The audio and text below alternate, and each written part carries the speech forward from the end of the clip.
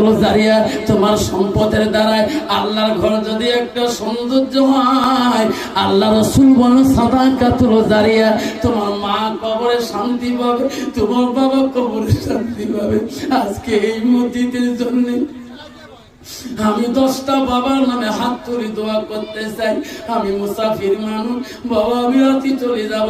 রাসূল বুখারীতে বলছে 3 ব্যক্তি দোয়া বিফলে যায় না। 1 নম্বর হলো ওয়াল মুসাফির, মুসাফিরের দোয়া।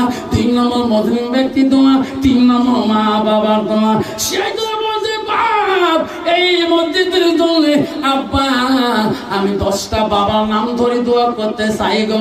আল্লাহ রাসূল হাদিস বলছে পৃথিবীতে 10 জন সাহাবী জান্নাতের সার্টিফিকেট পেয়েছে।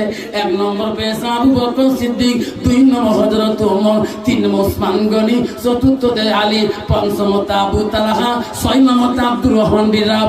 এইভাবে 10 জন সাহাবী দুনিয়াতে জান্নাতের সার্টিফিকেট পায়। আমি 10টা বাবার নাম ধরে দোয়া করতে চাই। 5,000 টাকা 10 জনের ভিতরে সর্বপ্রথম বাপটাকে আছে গো। তোর মা কবরে পড়ে আছে, তোর আব্বাটা কবরে পড়ে আছে বাবা।